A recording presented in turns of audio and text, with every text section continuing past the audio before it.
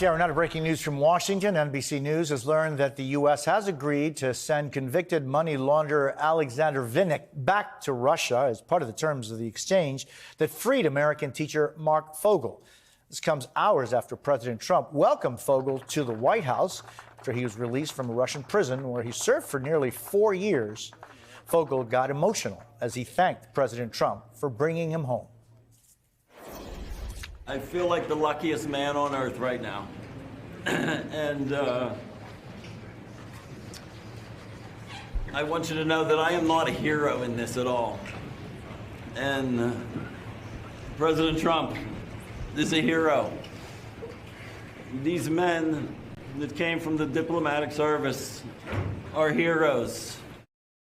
After the news was announced, his 95-year-old mother told NBC's Pittsburgh station his family prayed all the time for his release. My entire family, I said, God is tired of hearing from us. He is. We have prayed rosaries every night at 9:30, my sisters and I, and I think it helps. Mentally, it helps. And I think that God listened to us. NBC News Chief White House correspondent Peter Alexander is outside the White House this morning. Peter, good to see you. Also, pretty extraordinary images out of the White House last night. Tell us a little bit more about what led to Fogel's release. You know, Jose, I had a chance to speak to Steve Witkoff. He is the billionaire friend and ally of Donald Trump's, his special envoy for the Middle East right now. But he also engaged in this effort, telling me that he flew over, that this came together really in the last several days, that he flew over to Russia before they even had confirmed, had finalized any deal to get Marc Fogel home. He said he got there, he received a call, wouldn't identify from whom, saying that Fogel would be at the airport, that he told the president, who said to rush there, picked up Fogel, brought him home. The plane de-iced, got out of Russian airspace, made the calls home with family members, including his mom, who you can see was clearly ecstatic at his return. I do want to get to some of that new reporting that NBC News has as it relates specifically to who was given back to the Russians in return here. As you note, his name is Alexander Vinnik. He is a convicted money launderer. And as I read some of the notes shared by my colleague Garrett Haake, who first broke this reporting for us at NBC News, he did plead guilty to conspiracy to commit money laundering last year. He leaves behind in the U.S., according to a U.S. official, $100 million worth of digital assets as part of this agreement as well. He remains in U.S. custody and is awaiting transport back to Russia. We're told that's expected to happen before the end of the week. But notably, as they sort of celebrate this return of an American Marc Fogel, this U.S. official tells NBC News, we didn't swap the merchant of death for a basketball player. That is a reference to Brittany Griner's exchange for the arms dealer Victor Bout back in 2022 under the Biden administration. So here, it's clear that this administration, Jose, believes that this is start of a developing good relationship between President Trump and Vladimir Putin, Jose. And we don't know, Peter, if President Trump spoke with the leader of Russia specifically for this case. The president wouldn't say that last night, but there are clearly conversations going on. I think that's right. Obviously, there have been conversations. We know that President Trump has spoken to Vladimir Putin at least once so far since taking office, the president himself making that point. And we asked Steve Witkoff about this a bit. He was particularly vague about details that he would share, saying he wanted to leave those to the president. But he said, in effect, that this was the sign of good things to come between the U.S. and Russia. Here's part of what Witkoff told us. I would just say to you that Marc Fogel coming out, and he didn't expect to, is an indication of what the possibilities are. You know, I heard so many times the president being criticized for having a friendship with Vladimir Putin. How would you accomplish anything unless you had a rapport and a friendship with people on the other side? Doesn't mean that you always have to think the same, but you can discuss and come to compromises.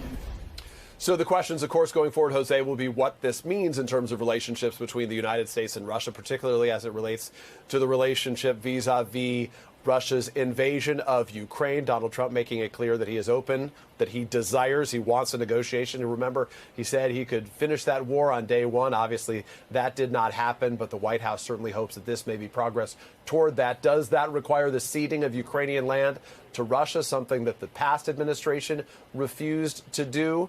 and Ukraine certainly refuses to do. We'll see what happens going forward. And Peter, just bringing it back to just the human aspect of this story, right? I mean, Fogel's going back home to his 95-year-old mother who reached out to President Trump when he was running for re-election. Yeah, that's right. I mean, this is obviously an effort. It's not unique. And I got to tell you, we receive a lot of different emails that come from efforts on behalf of families of Americans who are detained in faraway places right now, including at least 2 others that are in Russia at this time. Stephen Hubbard is the name of a retired teacher, a name you may not be familiar with, but he is being held in Russia right now. Ksenia Kassa, I'll make sure I say her name properly. She is the American national, the dual national, Russian-American national, Ksenia Karelina. That's how you say it properly. She is the American Russian ballet dancer who has been detained wrongfully, the U.S. says, in Russia as well. She is there, so many efforts on their behalf continue right now to try to return them home to the United States. We do know, as you said, Jose, there is to be another American returned home as early as today. We expect to learn more details about that. The president and his team revealing some indications that that would happen, but we don't know specifically who they were speaking about. And Peter, I was struck by the president last night at that meeting at the Oval Office with Fogel and Secretary of State and others there. He referred to this Fogel exchange or freedom, but he mentioned over and over again Ukraine. I think you're right, and you have to think about the lens through which the president views this. As Steve Witkoff himself said, the president's desire is that all Americans return home. But when you're dealing with Americans who have been detained wrongfully, in this case, in the eyes of the U.S., in Russia, it's a different deal because the U.S. does have a heavy negotiation that it's likely to be a party with upcoming between Russia itself and obviously Ukraine. Volodymyr Zelensky has made it very clear that he is not open to returning any land to Russia. But the President Trump, has made clear that the way to end this is by a negotiation. The question is, does that require a ceding of land, particularly in the eastern part of that country? Right now, Pete Hegseth, the defense secretary, speaking about this very topic while overseas meeting with some American allies there. Ukraine has wanted protections. It's come along with being a NATO member. The U.S. has made clear that they don't believe that is the way, at least this administration plans to go. But what concessions is the president willing to make as it relates to Ukraine to help maintain this relationship with Vladimir Putin? That's what we'll be watching. The great Peter Alexander in the snowy White House lawn. Thank you, my friends. Good to see you. Jose. And with us now, Pennsylvania Democratic Congressman Chris Deluzio. He represents the district where Mark Fogel lives and was at the White House for Fogel's meeting with President Trump last night. Congressman, it's great seeing you. I thank you for your time. You were there last night, so what was it like? Look, it was about Mark, and he was overwhelmed, I think, with joy and relief to be back home. I mean, 3+ years detained in Russia for a medical marijuana prescription he had. I think he just felt like it was such a relief and that his country hadn't forgotten him. I think it was important for Mark not only to have that welcome, but for every American to know your country, no matter where you're from, your party, we're gonna fight for you and get you home.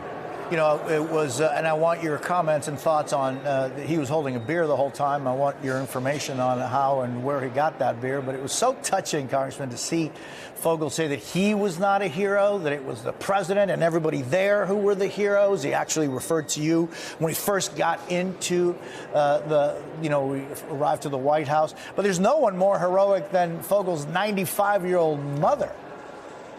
Yeah, and I mean, she and his family have just been through so much, as has Mark, of course, and they really never lost the faith with anyone, with Mark, and they made it clear, to members like me, to our senators, members of the delegation, that they were going to push hard and that they expected us to do the same.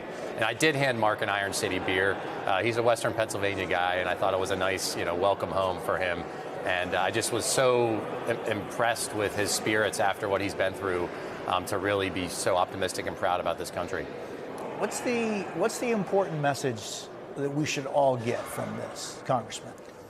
Look, you should expect your representatives in our government to never leave you behind if something like this were ever to happen to you as an American. You should expect your representative, you should expect your senators, you should expect your president to fight as hard as they can to bring you home. You're an American, no matter who you are, no matter where you're from, you should expect your government to have your back. And I know it took a long time, but I hope Mark's case shows the country that. We will never forget anyone in his situation. And an Iron City beer. Always and an Iron comes City in. beer to welcome you home. Congressman Chris Deluzio, I thank you very much for being with us. Thank you.